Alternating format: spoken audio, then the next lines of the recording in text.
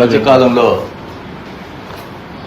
మా నాయకుడు పవన్ కళ్యాణ్ గారి మీద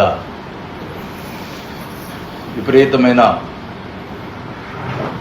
కులాన్ని అంటగట్టాలని ప్రయత్నం చేస్తూ ఉన్నారు.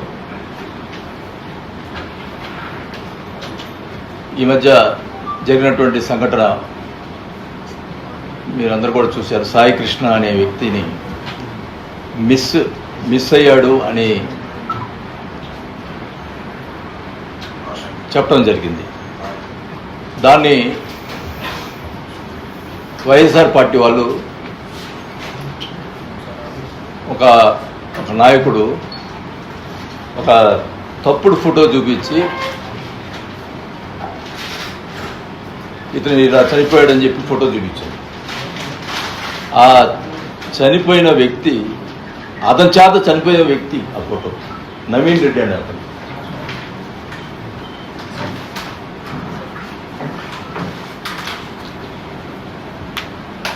అంటే అతని మీద కేసు నమోదైంది. నవీన్ రెడ్డి ఫోటో చూడండి, ఇది ఆ ఫోటో. ఇతను నవీన్ రెడ్డి అని అతను. ఈ ఫోటో చూపించి మన వైఎస్ఆర్ పార్టీ వాళ్ళు ఇతను చనిపోయింది, ఇతను సాయి కృష్ణ అని చెప్పారు. ఇతను నవీన్ రెడ్డి. మరి జగన్మోహన్ రెడ్డి గారు ఆయన సాయి కృష్ణ వచ్చి పరామర్శించాడు. ఓకే, మిస్ అయ్యాడు, పరామర్శించాడు, బాగానే ఉంది. ఈ నవీన్ రెడ్డి అని చెప్పినప్పుడు నవీన్ రెడ్డి దగ్గర ఎందుకు పరామర్శించలేదు అని అడుగుతా ఉన్నా. ఆయన రెడ్డే కదా, మరి రెడ్డి అయ్యాడు, మీరు రెడ్డి కదా, ఎందుకు పరామర్శించలేదు? కరెక్టా? మాట్లాడికి కళ్యాణ్ గారు రాలేదు, కాపు చనిపోయిన అతను కాపు పట్టించుకోలేదని అంటున్నారు. అది చనిపోయాడో లేదో నిర్ధారణ లేదు.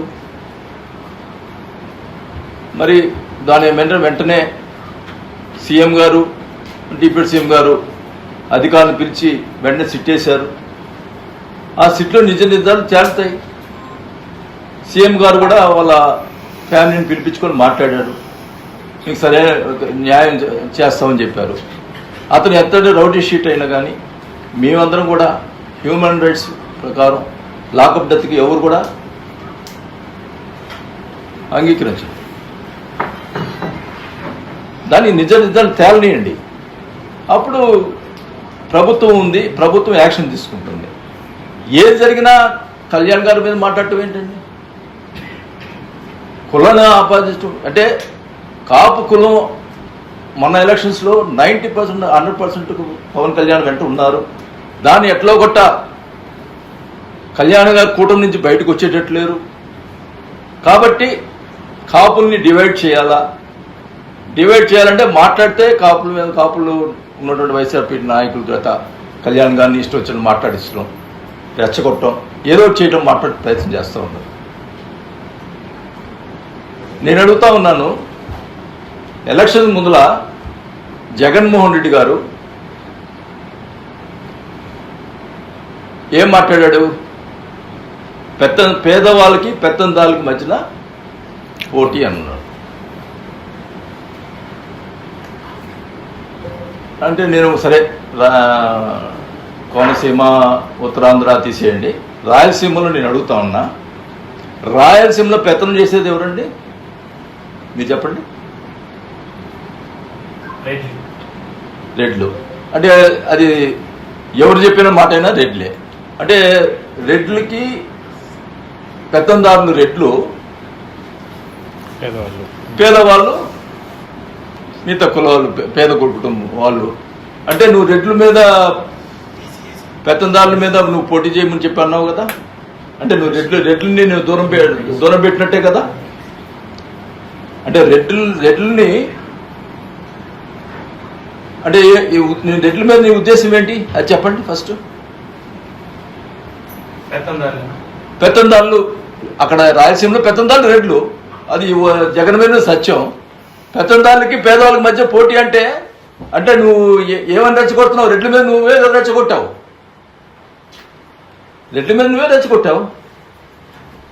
అంటే రెడ్ల మీద నీ ఒపీనియన్ ఏదో చెప్పాలి. నేను ఈ ప్రెస్ ముందు నేను అడుగుతా ఉన్నా. ఈ రకంగా కులాలు మతాలు తీసుకొచ్చి రెచ్చగొట్టే ప్రయత్నం చేయటం మంచి పద్ధతి కాదు. నేను ఏదైతే మంచిగా నేను అడుగుతా ఉన్నా, ఇప్పుడు సీఎంగా ఎట్లా అయ్యారండి మీరు? ఒక కులంతో అయ్యారా? అట్లానే ఆ రోజు రాజశేఖర రెడ్డి గారు సీఎం అయ్యారంటే అన్ని కులాలతో అయ్యారు. చంద్రబాబు గారు సీఎం గారు అంటే అన్ని కులాలు ఓట్లేస్తే అయ్యారు. అలాగే పవన్ కళ్యాణ్ గారు కూడా అన్ని కులాలు కావాలని అంటున్నారు. అన్ని కులాలు కావాలని అంటున్నారు. అంటే కాపులు అంటే నాకు ఇష్టం లేదనా ఆయనకి? బేసిక్గా బ్యాక్గ్రౌండ్ కాపులు, దానికి ఎవరు కాదనరు. అంటే కాపుల్ని దూరం చేయాలనుకుంటున్నారు, ఎవరి వల్ల కాదు. పవన్ కళ్యాణ్ అంటే అందరికీ కాపులకు మనసులో ఉంది, దాన్ని చెదరగొట్టేదానికి ప్రయత్నం చేస్తూ ఉన్నారు. నేను ఒకటే జనసేన నాయకుడిని కోరుకుంటా ఉన్నా, మన నాయకుడి గురించి కావాలని ప్రచారం చేసి దాన్ని విచ్ఛిన్నం చేయడానికి ప్రయత్నం చేస్తూ ఉన్నారు. మనం అందరం పోరాడదాం. ఈ ఎవరైతే మన నాయకుడి గురించి మాట్లాడుతున్నారో వాళ్ళ మీద మనం పోరాడదాం. మీ వెనకైతే నేనుంటా. మనం అందరం కలిసి మన నాయకుడి విషయం ఎవరు ఏం మాట్లాడినా కానీ ఊరుకునే సమస్య లేదు. మరి ఈ విషయంలో బాలినేని శ్రీనివాసరెడ్డి అనేవాడు జనసేన ఉన్నటువంటి కార్యకర్తలకి వెనకెత్తు ఉంటాడని చెప్పిన కూడా ఈ సభాముఖంగా తెలియదు, ఈ పత్రికా ముఖంగా నేను తెలియజేసుకుంటా ఉన్నా. ఈ రకమైన ప్రచారాలు, దొంగ ఫోటోలు చూపించి దొంగ చేయటం మంచి పద్ధతి కాదు. న్యాయంగా చేసుకోండి, న్యాయంగా పోండి. ప్రజలు ఎవరిని అంగీకరిస్తారో వాళ్ళు గెలుచుకోండి. కానీ ఇట్లాంటి మోసపూరిత రాజకీయాలు మటుకు చేయొద్దని చెప్పి నేను తెలియజేసుకుంటా ఉన్నాను. అంటే సాయి కృష్ణ మిస్ అయ్యి ఇన్ని రోజులు అవుతుందా? ఇంకా పోలీసులు కానీ ప్రభుత్వం కానీ ఆచూకీ కనుగొనడంలో ఫెయిల్ అయ్యారని నేను అడుగుతా ఉన్నా. ఇప్పుడు అదే సాయి కృష్ణకి స్టార్టింగ్లోనే కళ్యాణ్ గారు పోయి ఉన్నారు అనుకోండి, అప్పుడు ఏం చేస్తారు? బీసీల చేత ప్రెస్ మీట్ పెట్టి, ఆయన కాపు కులం కదా, అతని మీద రౌడీ షీట్ ఉన్నా మరి కళ్యాణ్ గారు పోయారు అంటే కులాన్ని ఆపాదిస్తారు. అప్పుడు ఆయన పాలేదు కాబట్టి ఇప్పుడు కులం కదా, ఆయన కులం ఏదని కూడా పాలేదు అన్నారు. అంటే ఎటుదైనా పోయినా ఒక రకంగా ఇట్లు చేస్తారు, పావుపోయినట్టు చేస్తారు. ఇది వాళ్ళు కావాలని కళ్యాణ్ గారి మీద కక్షపూరితంగా రాజకీయం చేసేదానికి ప్రయత్నం చేస్తూ ఉన్నారు. ఇది మంచి పద్ధతి కాదు. మేమందరం కూడా జనసైనికులు అందరం కూడా మేము ఎదుర్కొనేదానికి సిద్ధంగా ఉన్నాం. బొత్స సత్యనారాయణ గారిని, పేర్ని రాణి గారు వీళ్ళందరూ కూడా ఒక మీటింగ్ పెట్టుకున్నారు, ఆత్మీయ కలయిక అంటారు కాపులని. వాళ్ళందరూ కూడా పవన్ కళ్యాణ్ విమర్శిస్తున్నారు. అంటే ఏంటి, వైసీపీకి కాపుల్ని దగ్గర చేసేందుకే ఈ మీటింగ్ అని మీరు అనుకుంటారా? ఇప్పుడు కాపు సోదరులు అందరూ కూడా కళ్యాణ్ గారిని ఓన్ చేసుకున్నారు. దానికి ఈ నాయకులు ఏదో మీటింగ్లు పెట్టి మేము ఐజేసెడ్ చేసినట్టు నమ్మే పరిస్థితి లేదు. అయితే కాపులు లేరు, ఇది క్లియర్గా అర్థమవుతుంది. ఇప్పుడు చనిపోయిన వ్యక్తి, ఇప్పుడు అదే మిస్సింగ్ అయిన వ్యక్తి కాపు, అభియోగం చేసినటువంటి సిఐ కాపు. మరి ఎవరి గురించి మాట్లాడాలండి? ఇప్పుడు మీరు కులం ఎందుకండి? ఇప్పుడు ఆ ప్లేస్లో ఎవరున్నా కానీ తప్పు జరిగినా తప్పు చేసినా కులాన్ని అసలు ఎందుకు తీసుకొస్తున్నారండి? నాకు అర్థం కాలేదు. ఒక కులంతో రాజకీయం చేస్తున్నారా ఈరోజు? గతంలో ఎవరైనా చేశారా కులంతో రాజకీయాలు? ఏమి రాజకీయాలండి? కులం కూడు పెడుతుందంటండి. కులం కోసం కాదండి ఇది. ఒక కులం కాదు. ఒక నాయకుడు ఎదగాలంటే అన్ని కులాలు కావాలి. కాకపోతే బేసిక్గా ఆయన కులం అనేది వెనక్కి ఉంటుంది, ఆయనకు మనసులో ఉంటుంది మన కులవాన్ని. ఎవరికైనా జగన్మోహన్ రెడ్డి గారు ఉండొచ్చు, ఎవరికైనా ఉండొచ్చు. కానీ ఇది కరెక్ట్ కాదు. కావాలని కులాన్ని రెచ్చగొట్టడం, కులాన్ని లాగటం అసలు ఏ పని అండి? ఒకసారి చనిపోయిన వ్యక్తి దాని మీద కులం ఏందండి? అది గవర్నమెంట్ యాక్షన్ తీసుకోవాలా? Government take action. సిట్ చేశారు, దాని మీద యాక్షన్ తీసుకుంటారు. ఇదేంది దొంగ ఫోటోలు చూపించి ఇటు చనిపోయాడు చెప్పారు. అది చనిపోయిన వ్యక్తి కూడా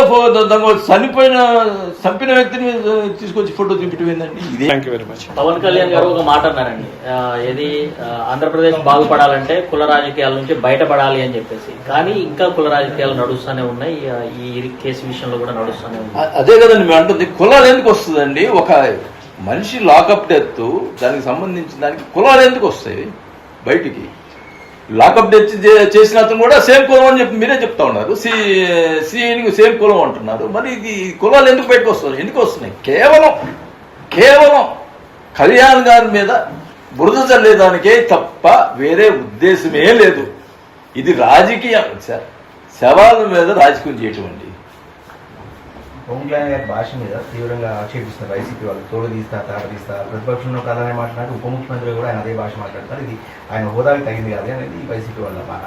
ఏమండి, అప్పుడు నేను వైసీపీలో ఉన్నా. అప్పుడు ఏందండి మాట్లాడింది? ఫ్యామిలీల గురించి ఎట్లా మాట్లాడారండి? అప్పుడు ఏమైందండి? ఎంత దుర్మార్గం అండి చంద్రబాబు గారు మిస్సెస్ మీద చెప్పడం. ఆ రోజు నేను ఖండించాను. 20-35 మంది ఎమ్మెల్యేలు అసెంబ్లీలో కూర్చొని ఇది ఏం దౌర్భాగ్యం మనకి, ఇది ఖండించాలని చెప్పి ఆ రోజే మాట్లాడాను. కాబట్టి ఎమ్మెల్యేలు వాళ్ళ పేర్లు కూడా చెప్తా. మళ్ళీ వాళ్ళు చెప్తే వాళ్ళని మళ్ళా బలవంతం పెట్టి నా మీద ప్రెస్ మీట్ పెట్టిస్తారు. అది మామూలు సహజం. అక్కడ మీకు తెలియదేం కాదు. అది వాళ్ళు అసలు నేను చూసేవాడిని అసెంబ్లీలో చంద్రబాబు గారు కూర్చొని ఉంటే ఎట్లా మాట్లాడేవాళ్ళు నాకే అనిపించేది. ఏంది ఇది?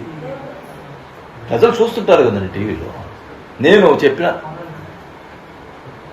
అదే జగన్మోహన్ రెడ్డి గారు లేచి ఆ రోజు ఎవరు కూడా ఫ్యామిలీ గురించి మాట్లాడకూడదంటే ఎంత స్థాయికి వెళ్ళేవాడు? ఎవరండి రాజకీయ నాయకులు రాజకీయంగా పోరాడండి, రాజకీయంగా చేయండి. ఫ్యామిలీల గురించి మాట్లాడటం ఇవన్నీ వాళ్ళు నేర్పిన విద్యే కదండి ఇదంతా.